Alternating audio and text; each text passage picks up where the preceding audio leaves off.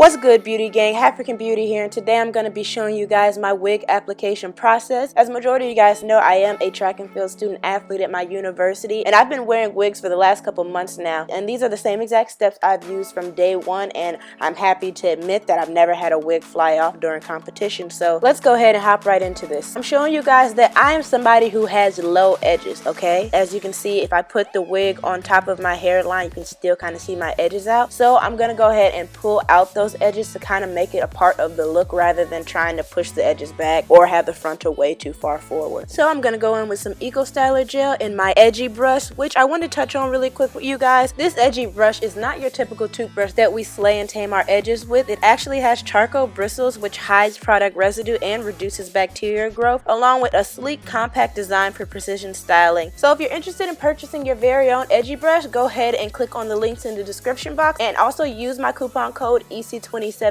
to get $1 off your purchase. Now back to our regular scheduled program. Here I'm just tying up my edges and letting them sit for a good 5 to 10 minutes so they will set, and then when I remove them, you'll see that they are laid, okay? And now I'm gonna go ahead and work on pulling that stocking wig cap that you see underneath my actual wig as far forward to my edges as I possibly can, because the goal is to have as little amount as visible hair as possible. So now I'm gonna pull the wig cap forward and pull down the sides of the wig while clipping away the rest of the hair, because I don't want to get that all mixed up in the application process. Then one more time, I'm gonna pull down that stocking cap as close to my edge as possible. That is very key, you guys. And I'm gonna just pull the wig forward to see exactly how I want the wig to sit on my head when it's time to apply the gel. So yeah, making sure one more time everything is in place. Then I'm going to fold back that frontal flap and use the Got To Be Glued gel and apply it with a Q-tip right along my edges, as you can see here. One thing I do want to mention is that I'm avoiding putting the gel on that area where I pulled out the sides, and I will show you guys later why that is. Just do not put the gel where those flap sides that you pulled out are. Now this next step is optional. Some people use blow dryers. I just use a fan method because I don't want the gel to be completely tacky just yet, because if it's too tacky, there's little to no room for you to adjust the wig if you didn't place it on exactly right. You know, you feel me? So here I am placing the wig on, and I'm doing it very gently, and it's important for you to have a rat tail tooth comb or even a pick. And as you see, I'm going in with it and I'm just kind of laying down the lace without pushing the hair into the gel, because then it'll look like really crusty and stuff.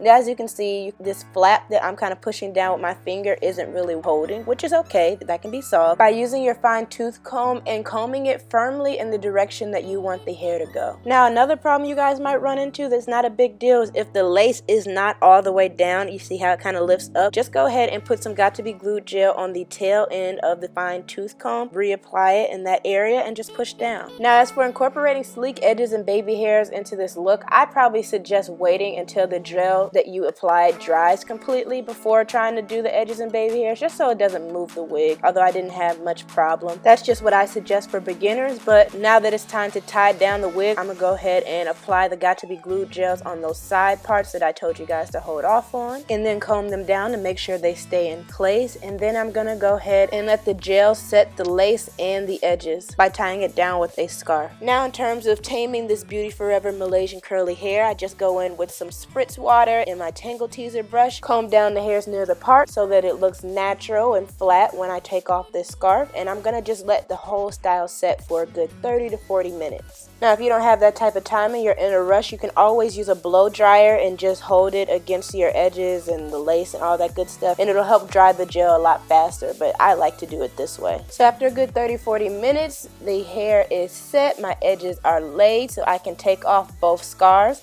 and you guys be prepared for greatness, okay? Look at that. Look how flat it is. But we're not done just yet. Any crust that the gel might have left or anything, you can get rid of that fast by just using a hot face cloth and dapping it in those areas. Now we're almost done, but we got to make sure this frontal looks as natural as possible. So I'm going to go in with my foundation, apply it to a Q-tip and rub it in the part. And then I'm going to use a beauty blender and dap it in. And if any foundation got on the hair that I didn't want, I'm going to go ahead and use some black mascara to cover it up. Now once you've done all this, if you followed followed my steps correctly, then your frontal should be laid and slayed, honey, okay? So yeah, I really hope you guys found this video helpful. Please don't forget to like, comment, share, and subscribe. And until next time, guys, bye.